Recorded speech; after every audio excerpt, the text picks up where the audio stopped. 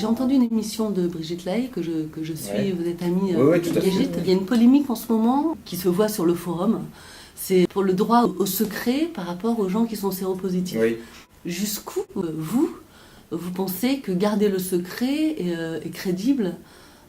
Ah bah moi c'est marrant parce qu'elle m'en a parlé. Elle m'en a parlé parce qu'elle a été très étonnée de cette polémique. Elle a répondu d'une manière tout à fait normale à une personne séropositive qui dit qu'elle se protège, mais qui dit est-ce que je peux ne pas le dire. Elle a répondu très naturellement oui, bien sûr qu'elle ne peut ne pas le dire parce que le dire c'est s'empêcher d'avoir une relation qui commence avec des tas de gens qui malheureusement parfois ne sont pas vraiment renseignés sur la maladie et qui dès qu'ils savent que quelqu'un est séropositif vont la fuir immédiatement.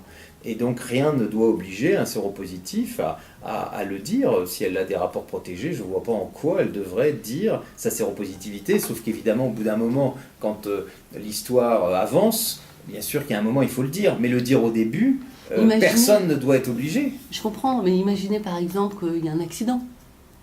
Ah bah là c'est pas pareil, quand avoir une relation protégée, quand il y a un accident, c'est évident que là il faut le dire.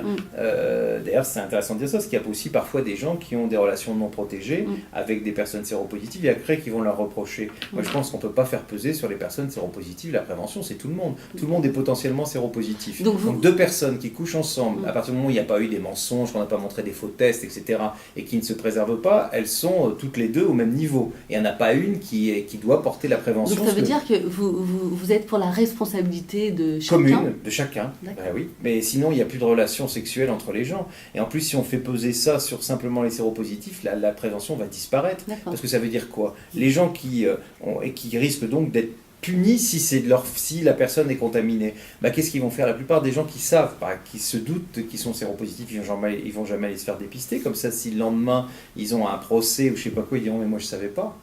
Et donc, je pense que la pire des choses, c'est de faire peser sur les personnes séropositives seule la prévention, parce qu'à ce moment-là, on va vers une catastrophe sanitaire.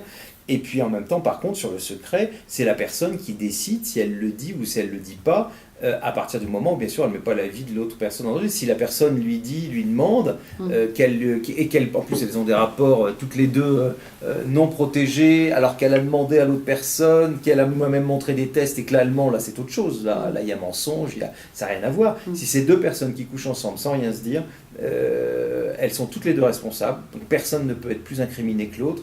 Et par contre, quant à avoir, un séropositif qui a des relations avec quelqu'un, il utilise des préservatifs, il n'a aucune obligation de le dire.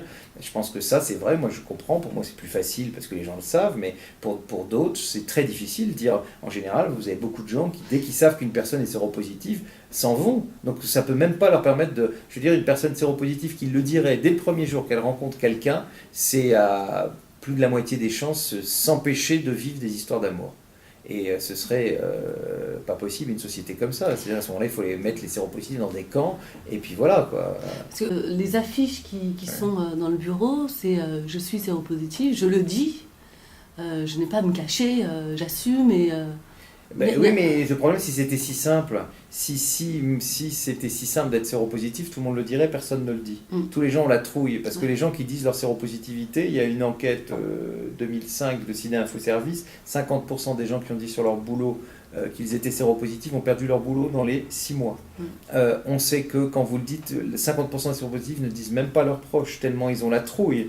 Et on sait que dire sa séropositivité, c'est perdre une partie de ses amis et de ses proches. Et moi, je vois pas en quoi des gens qui, en plus, ne mettent pas en danger la vie d'un autre, seraient obligés de dire ça et de s'empêcher de vivre des histoires, parce que vous savez comment ça se passe. Si vous commencez à sentir qu'il y a quelqu'un vous sentez que l'amour peut arriver, vous ne lui dites pas au début, il se passe quelques semaines, eh bien, la personne qui aurait des conceptions de dire si c'est quelqu'un de séropositif, je ne veux pas en entendre parler, je ne mettrai jamais quelqu'un de séropositif. Quand vous connaissez la personne, après vous avez un autre jugement. Et je pense qu'il faut laisser une chance à la personne séropositive d'avoir elle ou lui droit à l'amour, parce que sinon les personnes séropositives, on les condamne, ce qui est le cas malheureusement dans beaucoup des cas, même très jeunes, à ne plus avoir de vie sexuelle et surtout à plus avoir de vie affective. Et ça, qu'est-ce qui permet de pouvoir faire ça aujourd'hui quoi. Donc moi je suis...